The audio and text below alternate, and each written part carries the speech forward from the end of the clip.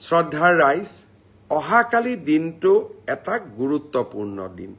চৰকাৰী বিভাগসমূহত স্বচ্ছতা ঘূৰাই অনাৰ ক্ষেত্ৰত, দুৰ্নীতিৰ সৈতে যুঁজাৰ ক্ষেত্ৰত আৰু চৰকাৰী কৰ্মচাৰীসকলক সকাহ দিয়াৰ ক্ষেত্ৰত। শদিয়াৰ পৰা ধুবুৰীলৈ আমি সকলোতে চৰকাৰী চাকৰি যোগদান কৰিব লাগে। পিছত ট্ৰেন্সফাৰৰ কাৰণে আমি বিভিন্ন ধৰণে প্ৰচেষ্টা চলাওঁ আৰু সেই প্ৰচেষ্টা চলাওঁতে বহুজনে ঘোষ আদিও দিব লাগে বুলি, উপঢৌকন আদি দিব লাগে বুলিও আমি বিভিন্ন সময়ত শুনা পাওঁ। ভাৰতৰ ভিতৰতে এইবাৰ মই এটা নতুন ব্যৱস্থা লৈছিলোঁ। শিক্ষামন্ত্ৰী থাকোঁতে শিক্ষা বিভাগত আৰু এইবাৰ আমাৰ চৰকাৰী বিভাগত তৃতীয়, চতুৰ্থ, পুলিচ সকলোৰে বাবে যে আমি মিউচুৱেলি ট্ৰান্সফাৰ নকৰোঁ কিয়?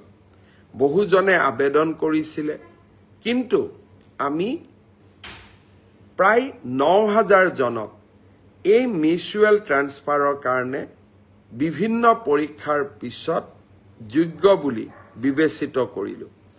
অহাকালি সন্ধিয়া নহয়, বিয়লি ৪ বজাৰ পৰা ৪:৩০ বজাৰ ভিতৰত আমি আনুষ্ঠানিকভাৱে মিউচুৱেল ট্ৰান্সফাৰৰ অৰ্ডাৰসমূহ আমি মুকলি কৰিম। ৯,০০০ জন চৰকাৰী কৰ্মচাৰীয়ে একেলগে একে সময়তে নিজে বিচৰা স্থানত ট্ৰান্সফাৰ অৰ্ডাৰ লাভ কৰিব। আজি মই শ্ৰীভূমিত যাওঁতে কেইজনমান ডেকা ল'ৰা ছোৱালীয়ে মোক সুধিছিলে যে আমি মিউচুৱেল কৰিব পৰা মানুহ বিচাৰি পোৱা নাই। মই আপোনালোকক প্ৰতিশ্ৰুতি দিছোঁ, এডিআৰিত যেতিয়া আমি 10 তাৰিখে নতুনকৈ নিযুক্তি দিম, তেতিয়া মিউচুৱেল ট্ৰান্সফাৰ কৰিব পৰা, বা আমি যেতিয়া পুলিচত নতুনকৈ নিযুক্তি দিম 10 অক্টোবৰত, মিউচুৱেল কৰিব পৰা কিছু আৰু স্কোপ আমাৰ সন্মুখত ওলাই আহিব।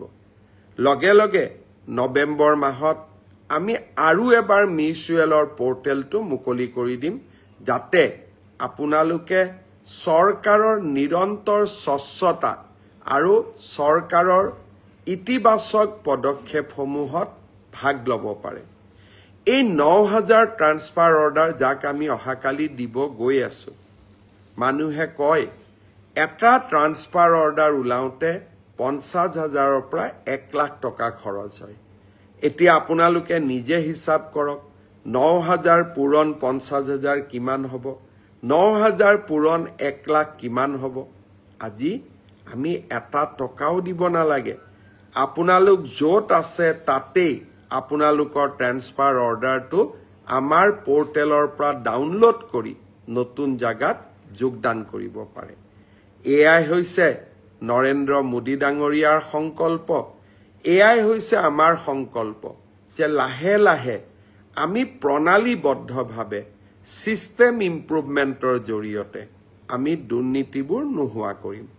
শিক্ষক নিযুক্তিত দুৰ্নীতি নোহোৱা হ'ল, পুলিচৰ নিযুক্তিত দুৰ্নীতি নোহোৱা হ'ল, তৃতীয়, চতুৰ্থ বৰ্গত দুৰ্নীতি নোহোৱা হ'ল।